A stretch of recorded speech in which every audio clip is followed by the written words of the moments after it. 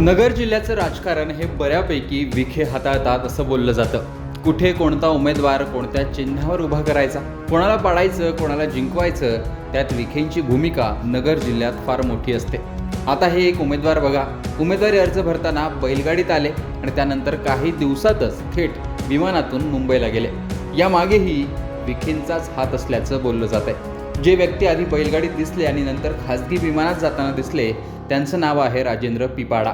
शिर्डी मतदारसंघातून राधाकृष्ण विखे यांनी अर्ज भरलाय. 7व्यांदा ते निवडणूक लढवत आहेत. या 6 निवडणुकांमध्ये 2009ची निवडणूक राधाकृष्ण विखेंना सर्वात जड गेली होती.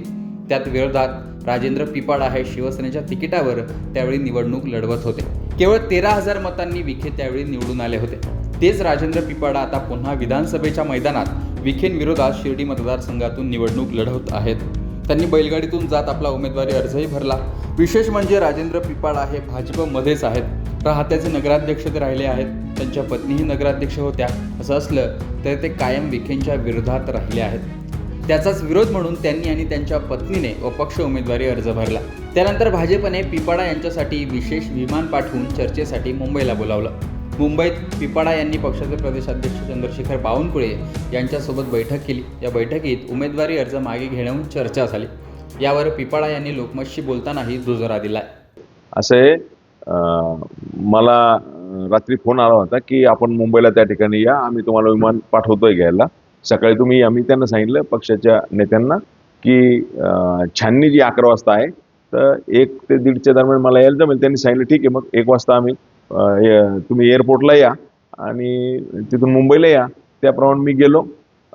पक्षाचे प्रदेशाध्यक्ष आदरणीय बावनकुळे साहेब असतील, राज्याचे नेते उपमुख्यमंत्री आदरणीय देवेंद्रजी फडणवीस साहेब असतील, या सर्वांशी मी त्या ठिकाणी चर्चा केली. सर्वांना त्या ठिकाणी जिल्ह्यातील परिस्थिती, ग्राउंड रियालिटी काय आहे, ती सर्व त्यांच्या लक्षात आणून दिली. आणि पक्षाचं कसं नुकसान झालेलं आहे, आता पण लोकसभेला झालं आणि आता विधानसभेला होऊ शकतं, तर आत्मपरीक्षण आपलं पक्ष करणार की नाही.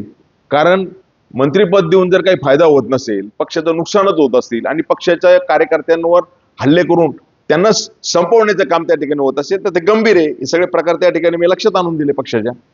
आता तुमचा निर्णय काय? माझी भूमिका अशी आहे, मी त्यांना सांगितलं की मी आता 3-4 दिवसात पक्षाचे कार्यकर्ते असतील, सर्वसामान्य जनता असतील, माझे मित्र असतील, सर्वांशी मी संवाद करेल आणि माझा निर्णय त्या ठिकाणी मी घेईल. परंतु मी विधानसभा निवडणूक लढवण्याची पूर्ण तयारी त्या ठिकाणी केली आहे. सर्वसामान्य जनतेचा माझ्यावर विश्वास आहे. शेतकरी असतील, शिर्डी संस्थांचे कामगार असतील, आणि मी सर्वसामान्यांच्या प्रश्नासाठी त्या ठिकाणी संघर्ष करतो. म्हणून मला विश्वास आहे की मी त्या ठिकाणी निवडणूक लढवल्यानंतर माझा विजय निश्चित आहे. कारण लोकांना विकास त्या ठिकाणी आवडेल. कारण डेव्हलपमेंट नाही, 25-25 वर्ष झाले शिर्डी नगर रस्ता त्या ठिकाणी होत नाही. तर पक्षातील व मतदारसंघातील अडचणी पिपाडा यांनी पक्षासमोर मांडल्या. आपण कार्यकर्त्यांशी बोलून निर्णय घेणार असल्याचं ते लोकमतशी बोलताना म्हणाले.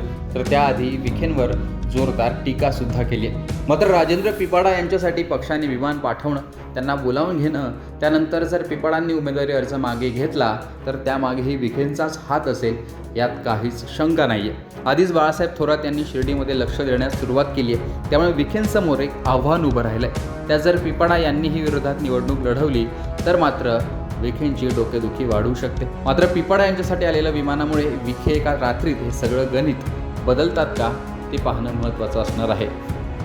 एकूणच राधाकृष्ण विखे यांच्यासाठी शिर्डीची निवडणूक कशी आहे याविषयी तुमचं मत कमेंट बॉक्समध्ये सांगा. लोकमतचं यूट्यूब चॅनल सबस्क्राईब केलं नसेल तर आठवणीने सबस्क्राईब करा. शिर्डीहून राजेंद्र शर्मा, लोकमत.